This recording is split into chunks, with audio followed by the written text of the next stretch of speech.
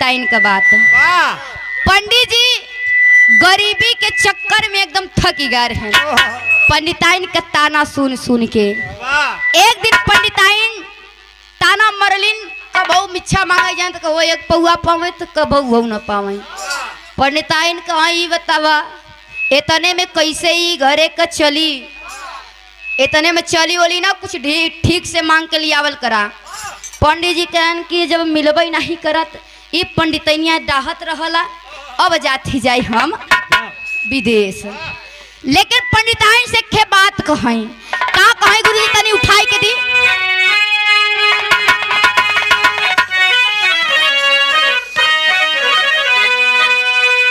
अरे गोरिया ना हो, अरे गोरिया ना हो, अरे गोरिया गोरिया गोरिया है भैया गोरिया, गोरिया है बाबू गोरिया, गोरिया से कहें अपने पंडित जी कॉलेज में। अरे गोरिया ना हो, अरे गोरिया ना हो, अरे गोरिया गोरिया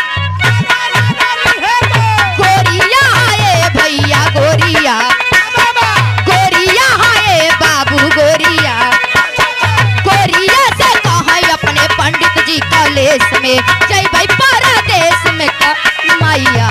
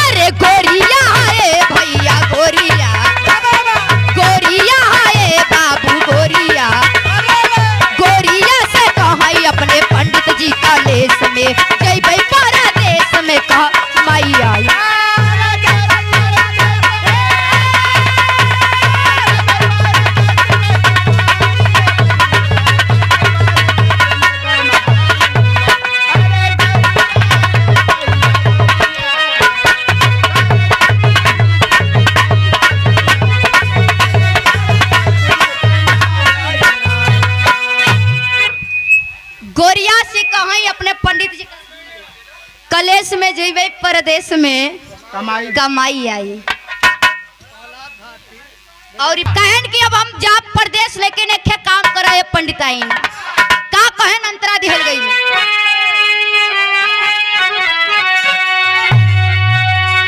घरवा से चले चारा लिट्टी के लगाई, अरे पंडित जी पहुंचे हैं बीच।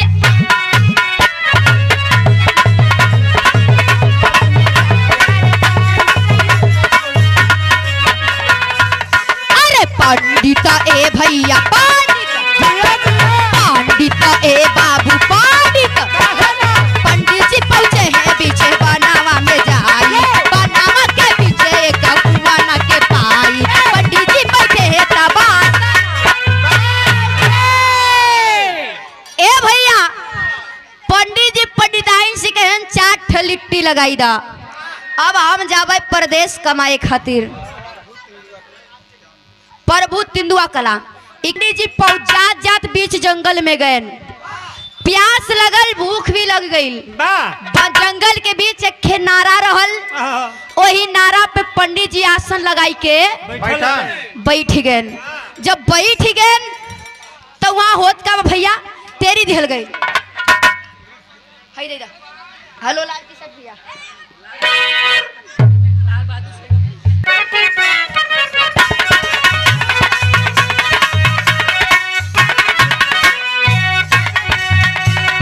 वही ये भैया वही वही ये बाबू वही वही कुआं में चारा दानों थे कुबेश में जय भाई परदेश में का माई आई।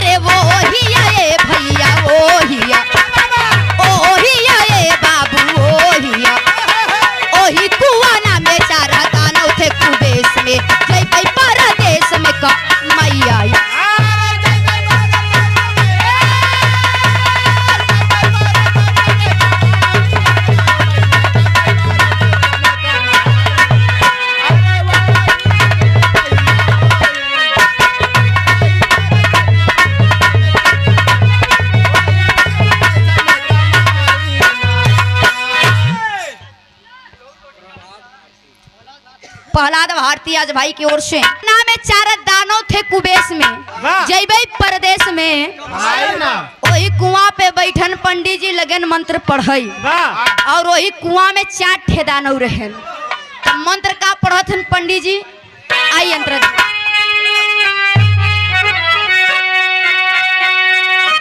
एक दुई खाई की चरहू के खाई, अरे 12 पंडित रहे,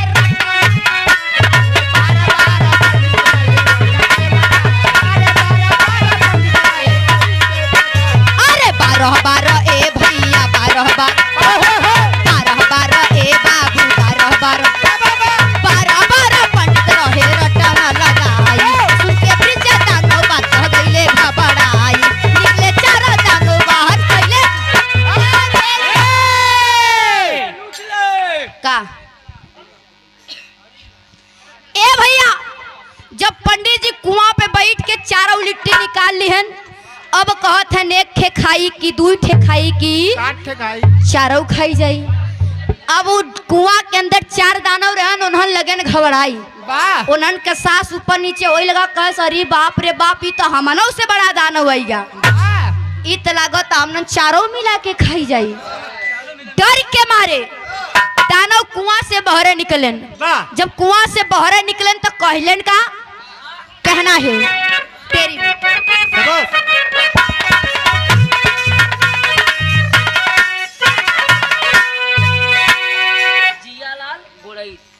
गोड़ैत के धरती से जियालाल भैया के ओर से 20 रुपया का पुरस्कार आशीर्वाद की चाह रही। आवा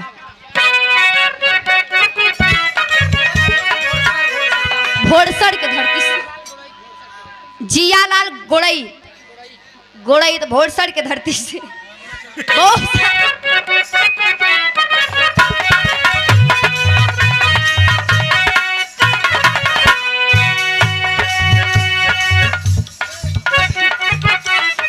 भैया उतानो पंडित जी से का, अरे दौलत ए भैया दौलत ए बाबू दौलत खजाना ले लौटा अपने देश में, जय भाई पारा देश में का माई आई।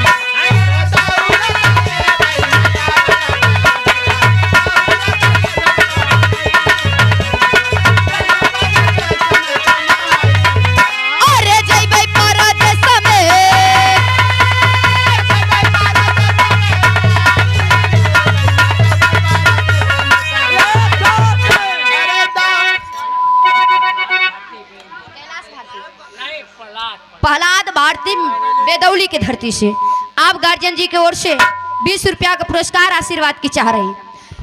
इधर दानव डर के मारे जब कुआं से बाहर निकले ना, हाथ जोड़न के महाराज हमनन के खाजिन जवन कुछ चाहे तो के बोला दे, दौलत खजाना ले ले लौटा अपने, कहन की धन दौलत ले ले अपने देश चल जा, हमनन के खा मत।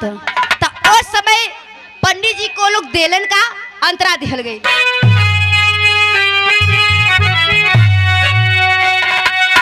अरे रुपया असरफी पंडित घरे लेके आए, अरे खुशी माने बीते दिन मोजावा उड़ा,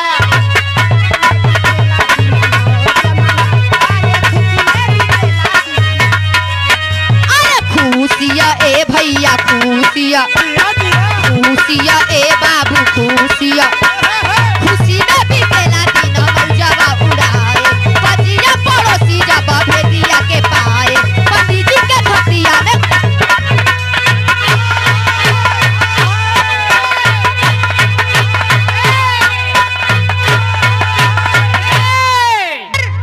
पंडित जी धन दौलत पाई गए, वो दानव लोग धन दौलत दे दे पंडित जी लाई के आयन घरे, खुशी खुशी दिन रात बीतत बा।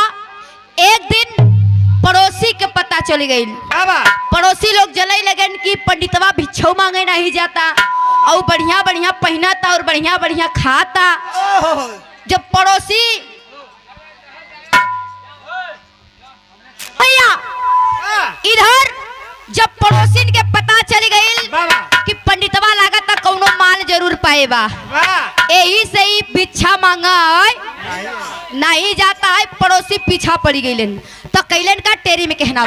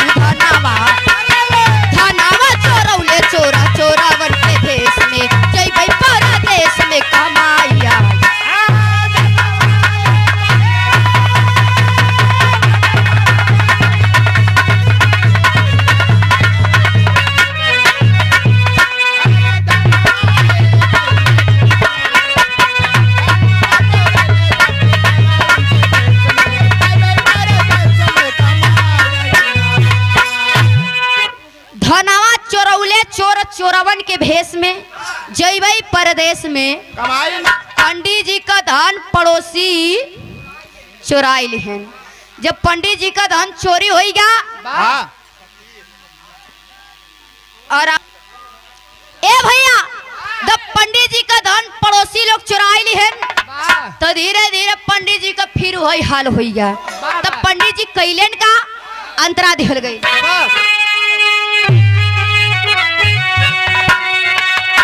कुछ दिन बाद बीच का वही गति भैले हो। अरे फिरा बनावा में जाके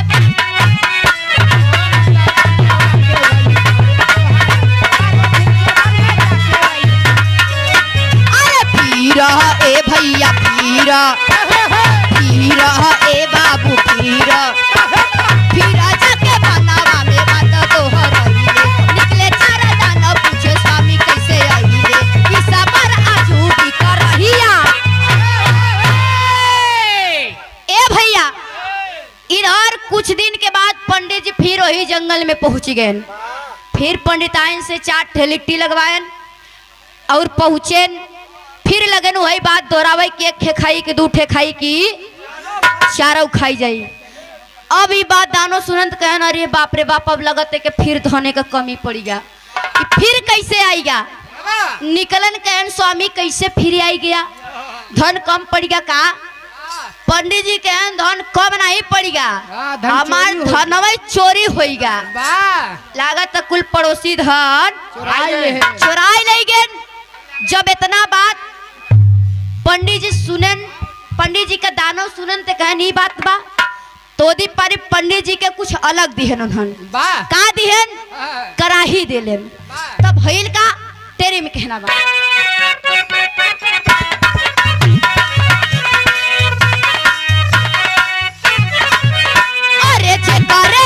भैया जे करे बाबू जे करे मनाए बना भोजन मिले सेत में भाई परदेश में कहम मैया।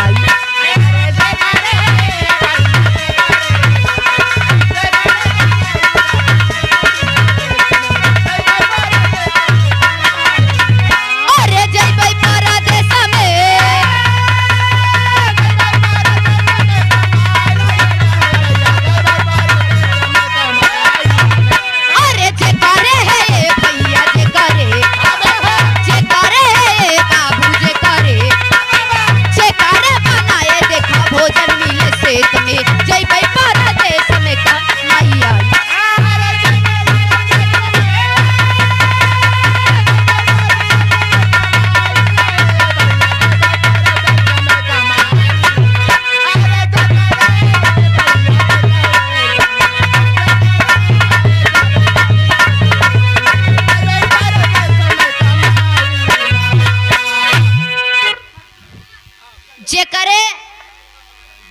मनाए मिले भोजन देखो सेत में जैबई परदेश में पंडित जी के दानव लेखे करहिया दिहन कहन ले जा जब तक की रहे तो के केथो को कमी ना रहे। जब कराही ले के आयन पंडित जी धीरे धीरे दिन बीतत बा तब ले भइल का यहाँ गीत बदल दिहल गई। एक लाइन गीत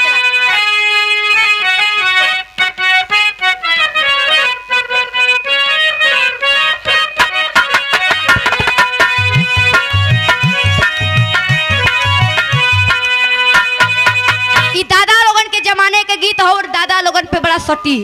कैसे कैसे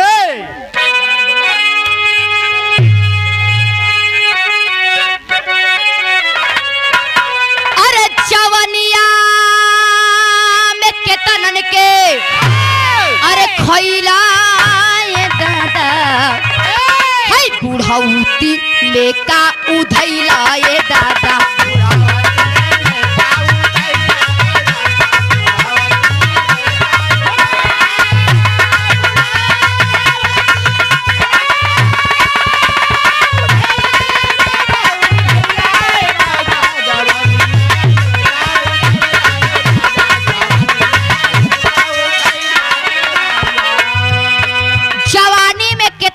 खैला ये दादा बुढ़ौती में का उधैला ये दादा। ए दादा हे देखो तनी इधर ताकत तो के इशारा करत हैं सिरजा पहलवान उर्फ कंतोड़। लेकिन भाव दिहल गईल वो पंडित कैलन का अरे पुड़िया मिठाई पंडिता अरे जम के बनाए अंगनावा में पंडित खुशियां मनाए।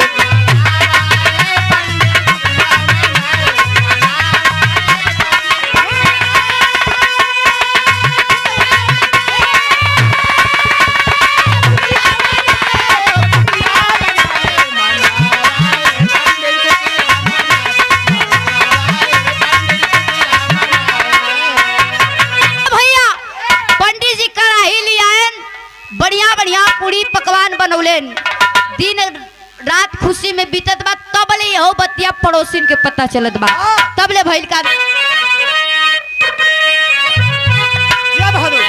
पजिया पड़ोसी जब भेदिया के पाए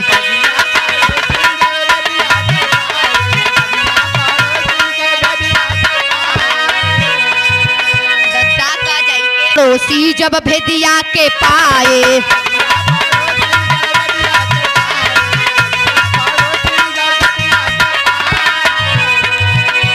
रतिया में जाके करहिया चोराए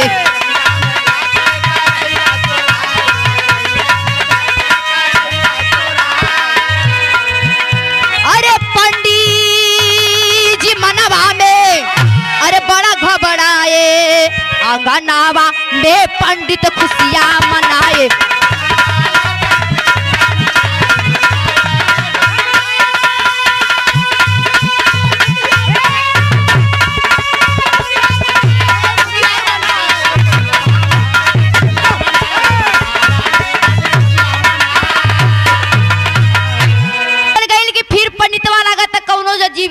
सामान ले आई बा जाई के रात में पंडित जी का कराही गायब कई दिहन।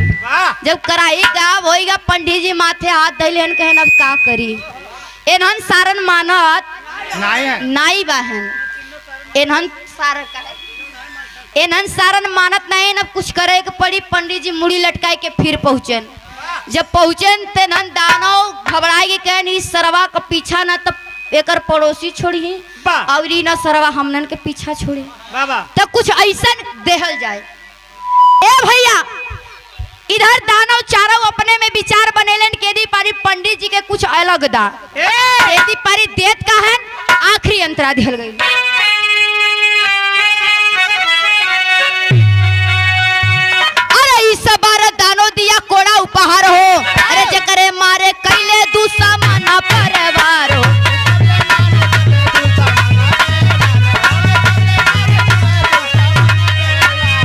जे कहरे ए भैया जे कहरे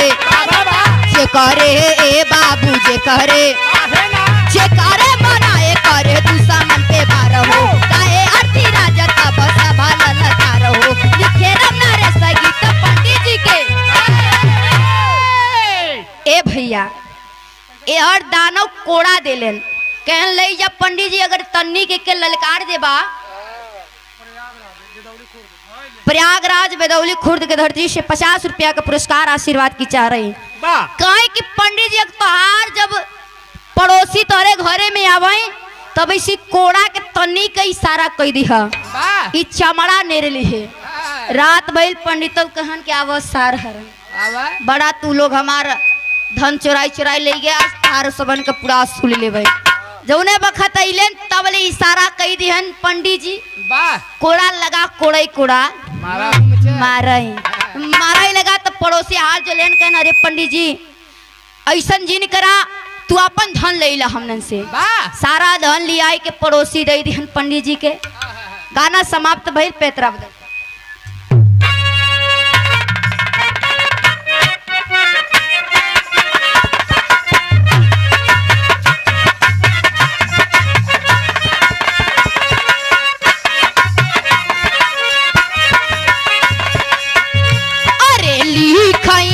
भैया लिखे ए बाबू लिखे रमना रे सधनवा पाए पंडित ठेस में जय समय का